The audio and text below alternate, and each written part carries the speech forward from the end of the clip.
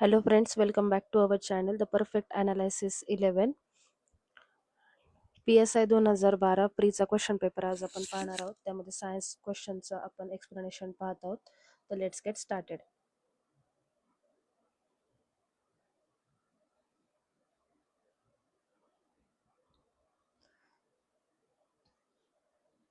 Question number 21.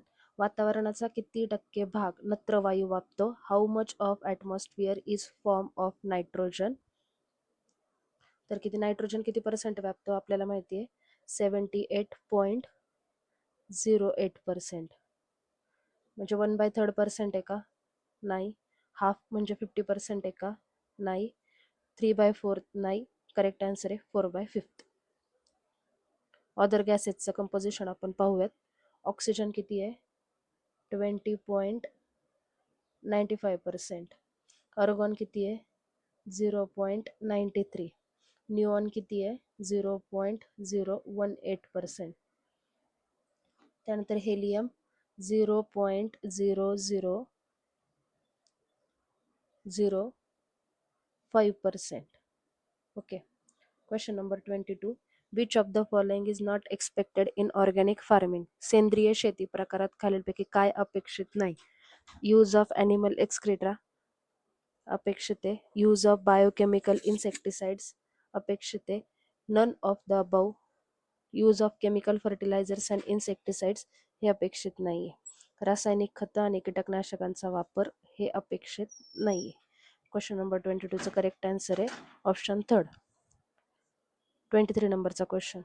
Infection by the dash dash causes the AIDS. AIDS कशामुळे होतं? Second option human initiative deficiency virus नाही. Human immuno dangerous virus नाही. Human immunodeficiency virus. Option first is our correct answer.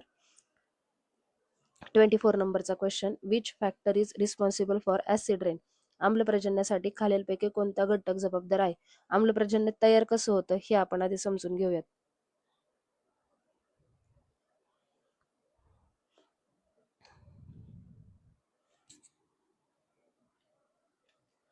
इंडस्ट्रीमधून sulphur dioxide बाहेर पडतो. Nitrogen oxide बाहेर पडतो. Sulphur dioxide आणि nitrogen oxide आहेत ते सनलाईट बरोबर रिॲक्ट होतात. वॉटर व्हेपर बरोबर रिॲक्ट होतात.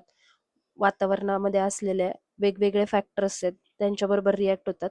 त्यांचं केमिकल ट्रान्सफॉर्मेशन होतं आणि ते कशामध्ये कन्वर्ट होतात? सल्फ्युरिक ॲसिड म्हणजेच H2SO4 आणि नायट्रिक ॲसिड HNO3 हे वातावरणामध्ये तयार होतात. मग ते जमिनीवरती कोणत्या फॉर्मॅटमध्ये पडतात? ॲसिड रेनच्या फॉर्मॅटमध्ये, किंवा आपला बर्फ किंवा आपलं धुकं फॉग त्याच्यामार्फत ते डिपॉझिट होतात, किंवा ॲसिड रेनच्या मार्फत ते पडले जातात.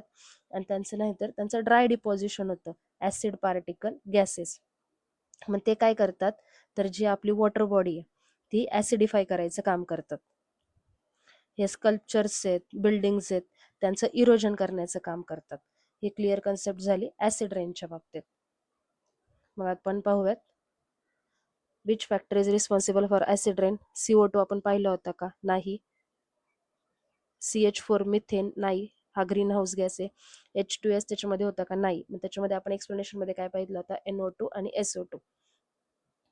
25 नंबरचा क्वेश्चन.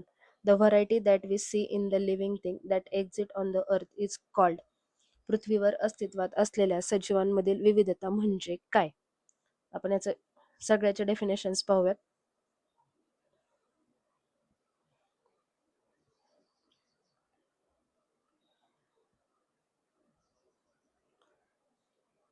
बायोलॉजी.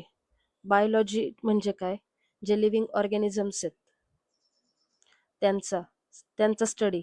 त्यांच्या स्टडीमध्ये काय काय होतं? त्यांचं स्ट्रक्चर, त्यांचं फंक्शन, त्यांची ग्रोथ याचा स्टडी करणं म्हणजे काय म्हटलं जातं? Biology.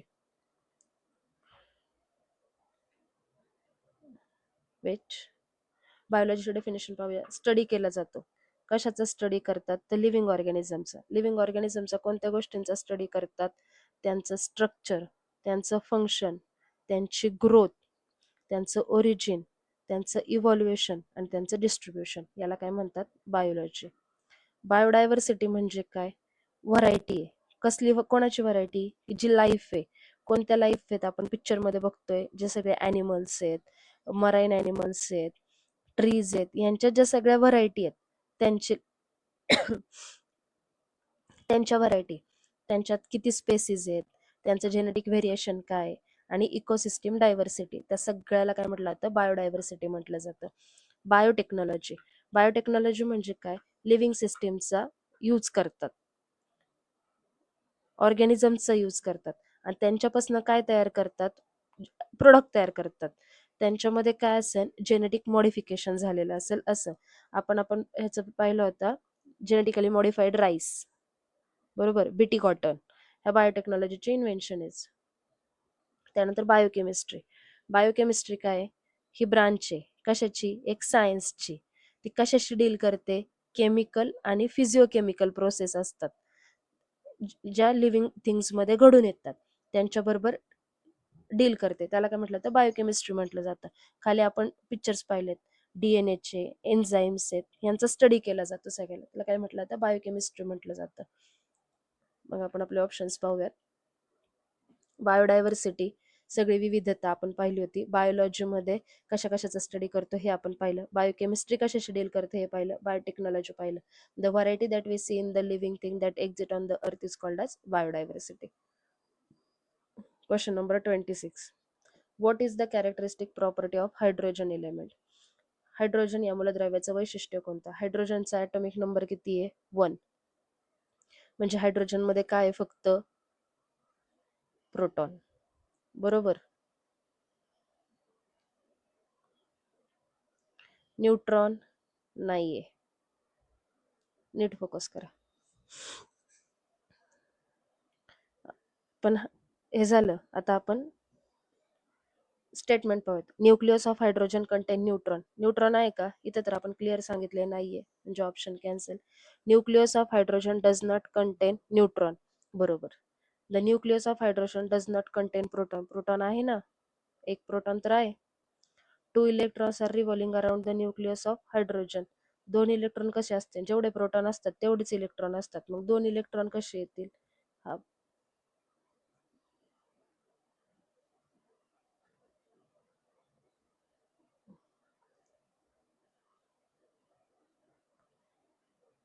Nucleus, second third option पाहू. The nucleus of hydrogen does not contain proton. ज्याच्यामध्ये एक न्यूट्रॉन, एक प्रोटॉन आहे, सॉरी, करेक्ट झालं होतं, हे स्टेटमेंट रॉंग आहे. पण हायड्रोजनचे आयसोटोप्स पाहूयात आपण. प्रोटियम हा त्याचा आयसोटोप आहे. ॲटॉमिक नंबर H1 येतो. त्याच्यामध्ये एकच प्रोटॉन राहतो. ड्यूटेरियम,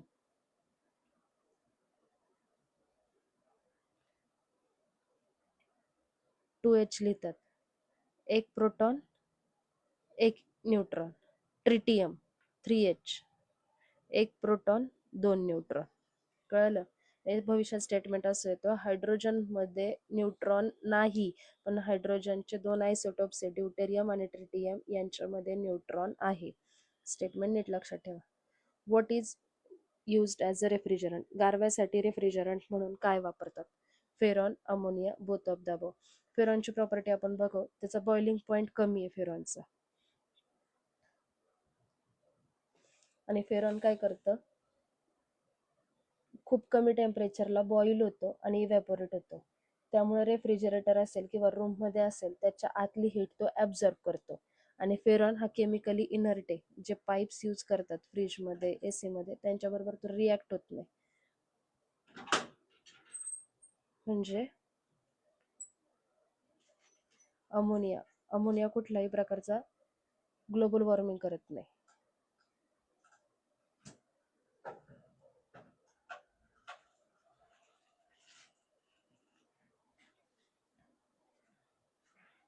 त्यामुळे करेक्ट आन्सर येईल both.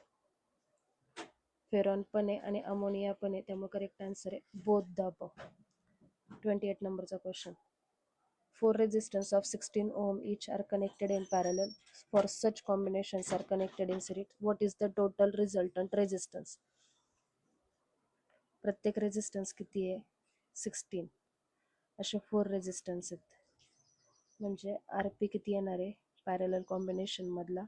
1/16 plus 1/16 plus 1/16 plus 1/16 1/RP हा येतो. सगळं सॉल्व्ह केल्यावर 4. मग RP मधला रेजिस्टन्स किती आला आपला 4. आपल्याला काय टाकायचं आहे, काढायचं आहे आर टोटल. मग किती येणार 4 + 4 रेजिस्टन्स आहेत ना, इक्वल टू 16. मग करेक्ट आन्सर आपलं येणार आहे 16, ऑप्शन नंबर 4. 29 नंबरचा क्वेश्चन. आहारातील ऊर्जेचा प्रमुख स्रोत कोणतं? प्रोटीन, फॅट्स, कार्बोहायड्रेट आणि विटॅमिन्स. कार्बोहायड्रेटची अशी खासियत आहे, त्याचं लवकर फॅटी ॲसिड्स फास्ट कन्व्हर्जन होतं त्याचं फॅट्स आणि प्रोटीनमध्ये. त्याच्यामुळे मेन सोर्स ऑफ एनर्जी कोण राहतो आपला? कार्बोहायड्रेट. 29 नंबरचं क्वेश्चनचं करेक्ट आन्सर आहे ऑप्शन सेकंड. त्यानंतर 30 नंबरचा question. Choose the alternative given vitamins with their correct deficiency disease. जीवनसत्व अ, ब, क यांच्या अभावामुळे होणारे रोग आणि त्याबाबतच्या जोड्या लावा. Vitamin A. आपल्याला माहिती आहे विटॅमिन ए मुळे नाईट ब्लाइंडनेस होतो. Option first, second, third, fourth मध्ये करेक्ट दिले. बी मुळे बेरी होतो. ऑप्शन सेकंड मध्ये आहे. ऑप्शन सी बी मध्येच कर्वे दिलाय, म्हणजे ऑप्शन सेकंड चूक. बेरी बी मध्येच कर्वे दिलाय. मग आपल्याला बघायचंय फक्त फर्स्ट आणि थर्ड मध्ये. सी मध्ये हिमोरिच दिलाय. विटॅमिन सी मुळे हिमोरिच होतो आणि विटॅमिन के मुळे स्कर्वी डिसीज होतो. तर हे पूर्ण अल्टरनेट केले. विटॅमिन सी मुळे स्कर्वी डिसीज होतो आणि विटॅमिन के मुळे हिमोरिच डिसीज होतो. त्यामुळं ऑप्शन क्वेश्चन नंबर 30चं करेक्ट आन्सर आहे ऑप्शन नंबर 3. त्यानंतर 31 नंबरचा क्वेश्चन. पदार्थांच्या बाबतीत विद्युत पारा व विभवांतर यांचा जर आलेख काढला तर तो सरळ रेषीय येत नाही व रोधाचा मूल्य स्थिर राहत नाही. For dash dash the graph of the current and voltage is not a straight line and value of resistance is not constant. Ohm law काय सांगतो? V is directly proportional to I. V is directly proportional V equal to I R. बरोबर. Potential difference वाढला तर current वाढणार आहे असं आपल्याला ओम law सांगतो. स्टेटमेंट ओम लॉच्या स्टेटमेंटनुसार. पण काही गोष्टी आहेत अशा की हा रूल फॉलो करत नाही, म्हणजे एक्सेप्शन आहेत. जे ओहम्स लॉ फॉलो करत नाहीत अशा कोणत्या आहेत? थर्मिस्टर, डायोड, एलडीआर आणि सेमीकंडक्टर. मग आपल्यामध्ये क्वेश्चनही आपल्याला तो सांगितला. For dash dash the graph of the current and voltage is not a straight line value of resistance is not constant. म्हणजे अशा गोष्टी ज्या ओम्सला फॉलो करत नाही. आपण त्याच्यामध्ये पाहिलं होतं. कॉपर पाहिलं होता का? नव्हता. ॲल्युमिनियम पाहिलं होता का? तो पण नव्हता. सिल्वर होता का? नव्हता. तर थर्मिस्टर, डायोड, एलडीआर, सेमीकंडक्टर ह्या गोष्टी फॉलो करत नाहीत. त्यानंतर 32 नंबरचा question. Green house gases are. Green house gases कोणते कोणते आहेत? CH4, methane, C2H6, methane, ethane आहे का? इथेन येत नाही. CO2, C2H6, C2H6 येत नाही. ऑप्शन थर्ड पण नाही. Methane, CO2. बाकीचे ग्रीन हाऊस गॅसेस कोणते आहेत? वॉटर वेपर,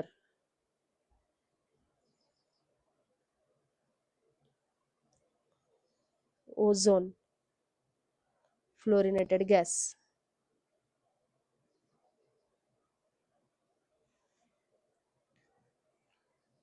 त्यामुळे 32 नंबरच्या क्वेश्चनचा करेक्ट आन्सर आहे ऑप्शन नंबर सेकंड. 33 नंबरचा question. What will be the final temperature if 1600 calorie of heat is given to an ice block of mass 20 gram? 20 gram बर्फात जर 1600 calorie ऊर्जा दिल्यास त्याचं अंतिम तापमान किती होईल? फॉर्म्युला काय सांगतो आपल्याला? Q equal to M into LF, 20 into 80. Heat किती राहते? एवढीच. टेम्परेचर वाढलं का? नाही. त्याच्यामुळे चेंजेस काहीच नाही. त्यामुळे ऑप्शन काय येणार? 0 डिग्री सेल्सिअस. 31 नंबरचं करेक्ट आन्सर आहे option number first is our correct answer. 34 number question. The inner surface of solar cooker box is painted black because the black surface आपल्याला माहिती आहे emit incident heat radiation. Emit जर केलं तर आतलं अन्नच शिजू शकत नाही. त्यामुळे ऑप्शन फर्स्ट येत नाही. Reflect the incident heat radiation नाही. Refuse the incident heat radiation रिफ्यूजही करत नाही. तर तो काय करतो, ऍब्झॉर्ब करतो इन्सिडेंट हिट रेडिएशनला. 35 नंबरचा क्वेश्चन, व्हर्नियर कैवारच्या व्हर्नियर स्केलवर 25 खुणा असून मुख्य मापनपट्टीवरील लघुत्तम अंतर 1 मिमी आहे, म्हणून व्हर्नियर कैवारचा लघुत्तम माप किती मिमी देईल? On a vernier scale of vernier caliper, there are 25 lines. On the main scale, smallest division 1 mm. List count of vernier calliper. List count काढण्यासाठी आपल्याला फॉर्म्युला माहिती आहे. स्मॉलेस्ट डिव्हिजन असते main scale divided by total number of division on vernier calliper. 1 mm divided by 25, 0.04 mm. Correct answer option number second. 36 नंबरचा question, cake आणि पाव हलके व सच्छिद्र बनवण्यासाठी डॅश डॅशचा उपयोग करतात. Dash dash is used for the preparation of cake and bread to make them light and spongy. Sodium carbonate,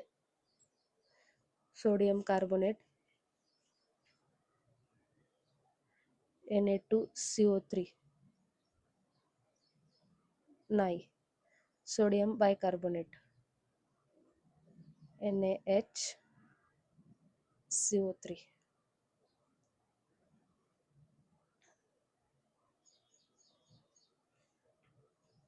37 number, मूलद्रव्यांचा अणु हा विद्युतदृष्ट्या कसा असतो? The atom of element is electrically.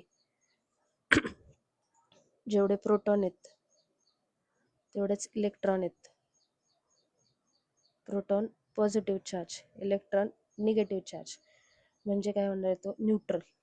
Option second. The cell wall of fungi is made up of tough and complex sugar called. Cellulose काय? Plant cell wall त्याची cellulose पासून बनलेली असते.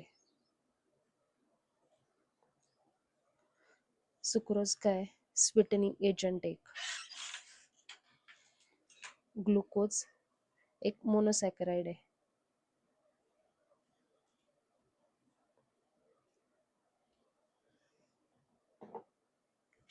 आणि तो एनर्जीचा सोर्स म्हणून वापरतात.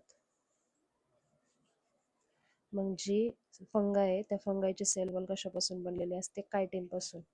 मग बॅक्टेरियाची सेल वॉल पेप्टिडोग्लायकेन.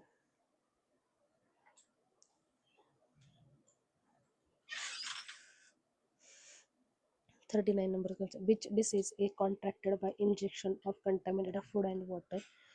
याचं सगळं आन्सर आयोगाने दिलं. Option number 4 polio. पण पोलिओ हा व्हायरल डिसीज दाखवतो, तो एंटेरोटॉक्झिन व्हायरसमुळे होतो, पण आयोगाने याचा आन्सर पोलिओ दिले. त्यानंतर 40 नंबरचा question, which of the following is the flying mammal? Option simple आहे, पॅरट येत नाही, ओwl येत नाही, काईट येत नाही. फ्लाइंग मॅमल विचारलाय म्हणजे बॅट. बॅटच्या बाबतीत जर आपण काही फॅक्ट्स पाहिले तर तो काय करतो, थर्मल रेग्युलेशन दाखवतो.